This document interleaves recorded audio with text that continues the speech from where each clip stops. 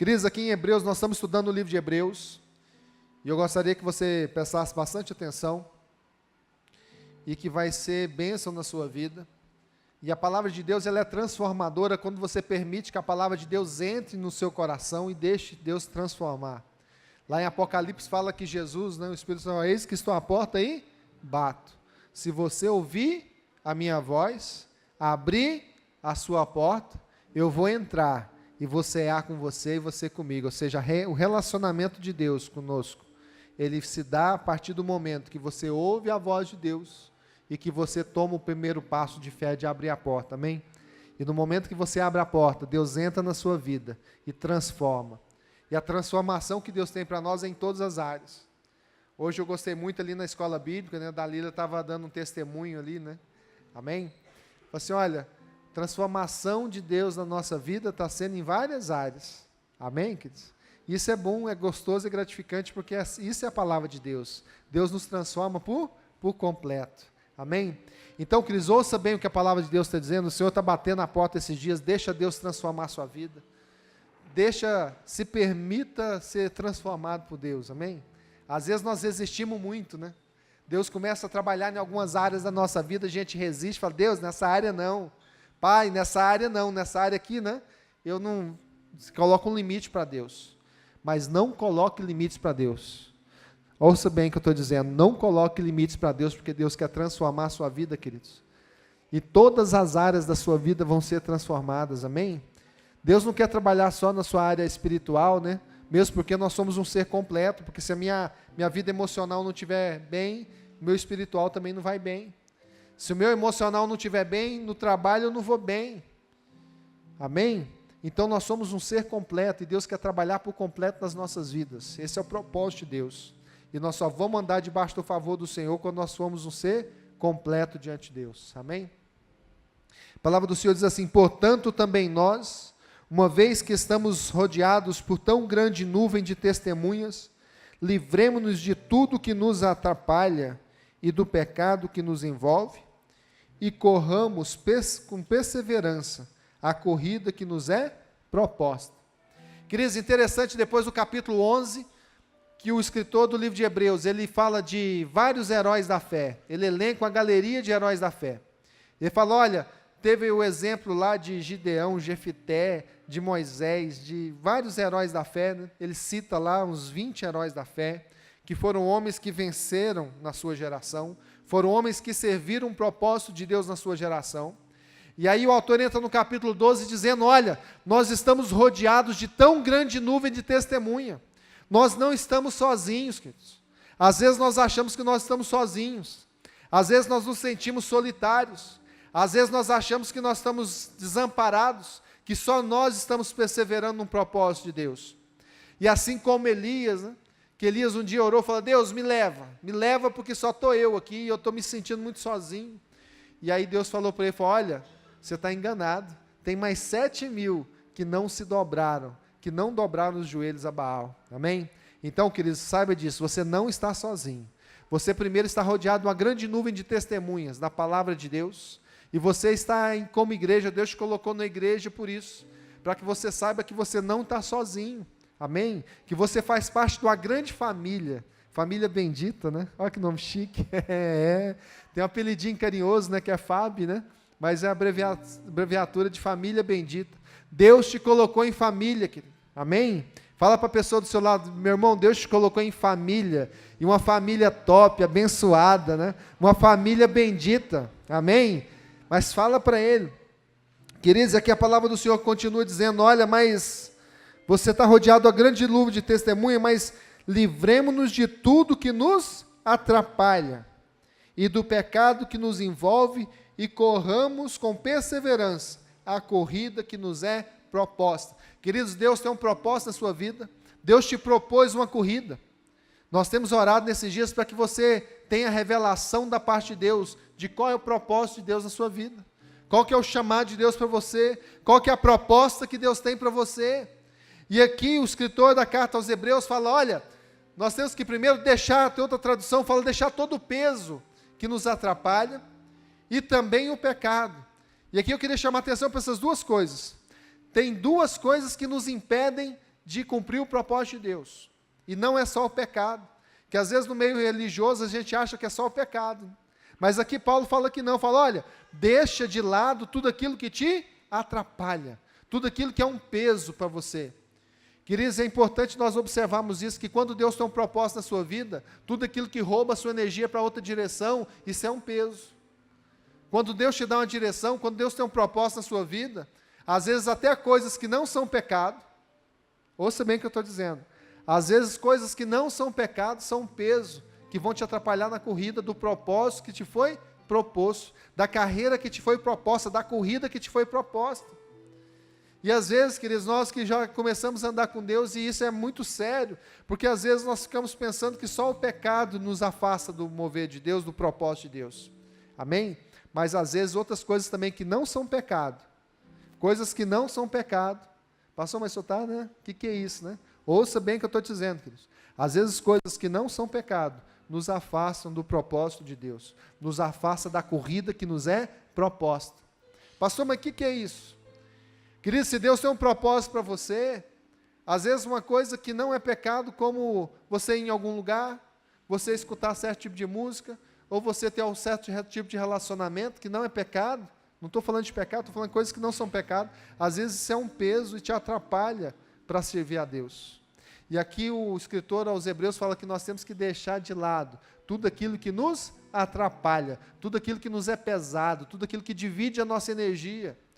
Queridos, às vezes até num projeto pessoal, né? Deus te abre uma porta, você tem um projeto pessoal e às vezes você não consegue focar a sua energia porque tem coisas que dividem a sua energia. E você fica engastalhado com um negócio, fica engastalhado com outro, né? E no seu dia a dia não rende. E a palavra do Senhor fala, olha, deixa de lado, porque às vezes o propósito de Deus na sua vida está envolvido com o seu trabalho.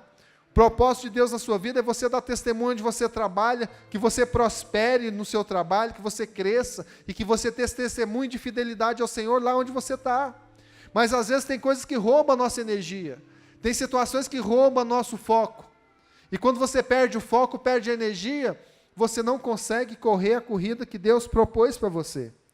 Então, queridos, a primeira recomendação que o Senhor tem para nós hoje é que pense nesses dias, reflita sobre isso. Fala, o que tem roubado minha energia no meu trabalho, no meu propósito, no meu ministério?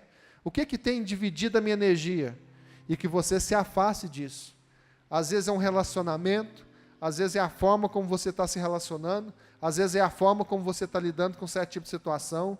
Então tenha consciência disso, começa a orar nesse sentido, fala, Deus, me dá discernimento, no que tem roubado a minha energia, o que tem sido um peso para mim, no meu trabalho, no meu ministério, nos meus estudos, e você tem que começar a focar isso diante de Deus. E a palavra do Senhor continua falando, olha, lança fora, né, sai fora de todo aquilo que te atrapalha, e todo o pecado que nos envolve, na NVI. Em outra tradução fala que todo o pecado que nos assedia, que nos engoda, que se envolta de nós. A palavra do Senhor lá em Romanos é interessante, que fala que o pecado, ele nunca se apresenta como pecado. E por isso que Paulo fala, olha, para que o pecado se apresente como pecado, que Deus deu a lei, para que nós possamos ter um referencial. Queridos, e nesse momento aqui, o autor de Hebreus está dizendo isso também, lança o peso fora, mas toma cuidado também com o pecado que sempre está nos assediando, que sempre está nos engodando. O engodo, queridos, é aquela artimanha da aranha, né? A aranha, ela vai fazendo uma teia ali que aparentemente ela é fininha, né? Aparentemente você não vê, mas de repente quando a presa passa pela teia da aranha, ela fica presa ali. Assim, esses dias eu estava vendo um documentário e tem uma aranha que ela consegue lançar uma teia a 20 e tantos metros, eu acho que 25 metros. Olha só, né? Uma aranha desse tamanho, ela consegue lançar um fiozinho a 25 metros. E ela já lança na direção do vento. O vento vai levando até prender lá na outra árvore. E depois ela vai trabalhando e faz uma teia de 25 metros de comprimento. Olha só que obra, né, de engenharia da natureza, né? Mas aqui a palavra do Senhor fala sobre isso também, que nós temos que tomar cuidado com o engodo de Satanás, que é isso. Ele lança uma teiazinha que é inofensiva, mas essa teiazinha vai se acumulando, de repente você se vê preso naquilo ali. Queridos, aqui Paulo continua, não tenho mania de chamar de Paulo a carta de Hebreus, mas eu acho que foi Paulo, né? Vou batizar aqui que foi Paulo e pronto. Teologicamente, baixou um decreto, né? Foi Paulo e pronto, né? Fica mais fácil. mas a Bíblia, nós não sabemos quem que escreveu. Eu, pessoalmente, acho que foi Paulo, mas tem uns outros aí que falam que não é, não. Amém? Mas vamos no dos outros, que eles estudaram mais que eu, né? Amém? E a Bíblia fala, olha, corramos com perseverança a corrida que nos é proposta. Queridos, aqui o autor da carta fala que nós somos comparados a corredores. E Deus tem uma corrida para cada um de nós. Deus tem um propósito na sua vida, querido. Você não está aqui por acaso. Você não está recebendo esse ensinamento por acaso. Deus não está te falando isso por acaso. Saiba disso. Deus tem um propósito na sua vida. Você pode repetir comigo? Fala, Deus tem um propósito na minha vida. Deus projetou algo para mim. Queridos, independente do seu talento, do seu dom, daquilo que Deus te deu para as suas mãos. Deus tem um propósito na sua vida, queridos. Você tem uma corrida para correr. Você tem que, para isso, você tem que se preparar. Para isso, você tem que estar atento. Você tem que tirar o peso. Você tem que tomar cuidado com o pecado, que às vezes, tanto o peso quanto o pecado, ele nos afasta do propósito de Deus. E aí ele continua falando, tendo os olhos fitos em Jesus, autor e consumador da nossa fé. Ele, pela alegria que lhe fora proposta, suportou a cruz, desprezando a vergonha, e assentou-se à direita do trono de Deus. Pensem bem naquele que suportou tal oposição dos pecadores contra si mesmo, para que vocês não se cansem nem se desanimem. Amém? Vou encerrar aqui. Queridos, é importante entender então que aqui o Senhor nos fala que nós temos que ter como alvo o autor e consumador da nossa fé. A Bíblia fala que Jesus, ele é o alfa e ele é o ômega. Ele é o autor e ele é o consumador da nossa fé. E por isso nós temos que olhar para ele, nos guiar nele. Porque se eu mirar em homens, se a minha fé for baseada em homens, se a sua fé for baseada em mim, um dia você vai se decepcionar. Um dia você vai se decepcionar. Por isso que a palavra de Deus fala que a sua fé tem que ser fundada em Jesus. Você tem que mirar no autor e consumador da nossa fé. E a Bíblia fala que ele não recusou, que ele não se correu da cruz, né? Pelo contrário, ele assumiu a morte de cruz. Por quê? Porque ele sabia o resultado daquele momento. Ele sabia porque a minha e a sua vida ia ser alcançada. E um dia nós íamos estar debaixo da alegria e do favor de Deus, amém? Por causa do sacrifício de Jesus na cruz.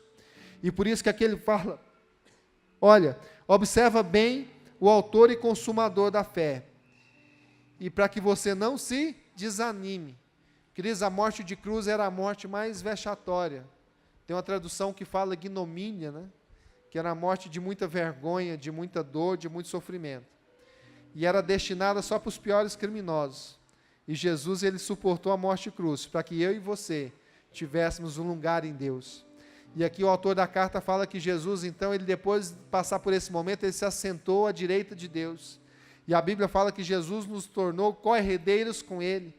E a outro trecho da palavra de Deus fala que assim como Jesus está assentado nas regiões celestiais, nós também, que estamos em Jesus, estamos assentados na região celestial. E por isso, queridos, nós temos uma posição em Deus. E o diabo quer roubar essa posição das nossas vidas, amém? E que o Senhor não permita que nós percamos essa corrida. Que o Senhor nos prepare para essa corrida. E que nós possamos estar prontos para ela. E que nenhum peso e que nenhum pecado nos atrapalhe, em nome de Jesus, amém? Fica de pé comigo, vamos orar nesse momento. E o Pablo falou que é algo importante, né? Independente de quem ganhou as eleições. Aqui nós não temos posição política aberta, né? Em função disso, nós não, como igreja, nós não temos uma posição fechada, mas é importante que cada um de nós esteja orando pelos nossos governantes, pelas autoridades que foram constituídas hoje, amém? Que o Senhor, nós estamos estudando o livro de Neemias, queridos, e no livro de Neemias fez uma oração lá no final do capítulo 5, para que os príncipes do povo tivessem temor do Senhor, amém? Então, que nós possamos estar orando para que os nossos governantes, deputados, governadores tenham temor do Senhor, em nome de Jesus, e que possam governar com seriedade diante de Deus, amém? E nós, como igreja, temos esse papel, né, de orar e de realmente buscar em Deus isso, amém? Esteja orando para que cada um que foi eleito seja abençoado e receba uma dose de temor do Senhor nesses dias, em nome de Jesus, amém? Vamos orar nesse momento, feche os olhos, dá a mão para o irmão do seu lado.